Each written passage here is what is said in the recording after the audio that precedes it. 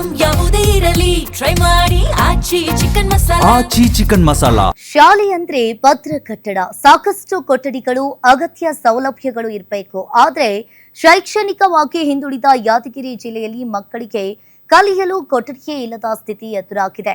ಒಂದೇ ಕೊಠಡಿಯಲ್ಲಿ ಎಲ್ಲಾ ವ್ಯವಸ್ಥೆ ಉಳಿದ ಮಕ್ಕಳು ಮರದ ನೆರಳಲ್ಲೇ ಪಾಠ ಕೇಳುವ ದುಸ್ಥಿತಿ ನಿರ್ಮಾಣವಾಗಿದೆ.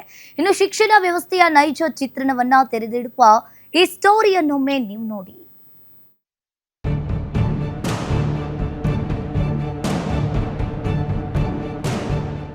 ಸರ್ಕಾರಿ ಶಾಲೆ ಅಂದ್ರೆ ಇಷ್ಟೊಂದು ನಿರ್ಲಕ್ಷ್ಯ ಯಾಕೋ ಗೊತ್ತಿಲ್ಲ. ಸರ್ಕಾರ ಮಕ್ಕಳ ದಾಖಲಾತಿ ಸಂಖ್ಯೆ ಕಡಿಮೆ ನೆಪದಲ್ಲಿ ಅದೆಷ್ಟೋ ಶಾಲೆಗಳಿಗೆ ಬೀಗ ಜಡಿದಿದೆ. ಆದರೆ ವಿದ್ಯಾರ್ಥಿಗಳ ಸಂಖ್ಯೆ ಹೆಚ್ಚಿರೋ ಶಾಲೆಗಳನ್ನಾದರೂ ಅಭಿವೃದ್ಧಿ ಮಾಡಬೇಕಲ್ವಾ? ಅಂಥ ಕೆಲಸಗಳು ಮಾತ್ರ ಆಗ್ತಿಲ್ಲ. ಯಾದಗಿರಿ ಜಿಲ್ಲೆಯ ವಡಗೇರ ತಾಲೂಕಿನ ಗುಂಡ್ಲೂರು ಸರ್ಕಾರಿ ಶಾಲೆಯಲ್ಲಿ 70 ಮಕ್ಕಳಿದ್ರೂ ಕೇವಲ 2 ಕೊಠಡಿಗಳು ಮಾತ್ರವಿವೆ.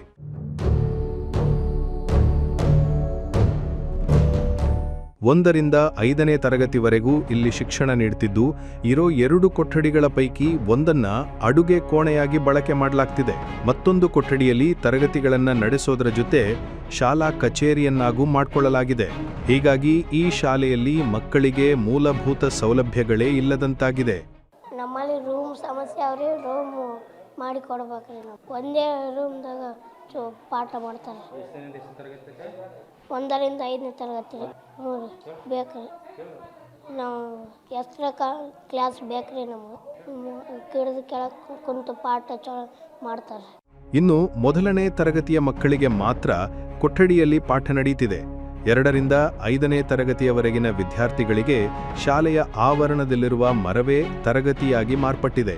ಮಳೆ ಬಂದರೆ ಎಲ್ಲ ಮಕ್ಕಳನ್ನೂ ಒಂದೇ ಕೊಠಡಿಯಲ್ಲಿ ಕೂರಿಸಿ ಪಾಠ ಮಾಡಬೇಕಾದ ಅನಿವಾರ್ಯತೆ ಶಿಕ್ಷಕರದ್ದಾಗಿದೆ. ಬಹಳ ಕೊರತೆ ಇದೆ ಬಿಲ್ಡಿಂಗ್ ಸರ್. ಇಲ್ಲಿ ನಮ್ಮ ಹತ್ರ ನಮ್ಗೆ ಎಕ್ಸ್ಟ್ರಾ ಆಗ್ಬೇಕು ಬಿಲ್ಡಿಂಗು.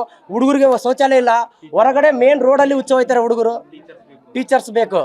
ಶಿಕ್ಷಣದ ಗುಣಮಟ್ಟ ಹೆಚ್ಚಿಸಬೇಕೆಂದರೆ ಕಟ್ಟಡ, ತರಗತಿ ಕೊಠಡಿ ಮತ್ತು ಶಿಕ್ಷಕರ ವ್ಯವಸ್ಥೆ ಅತ್ಯಗತ್ಯ.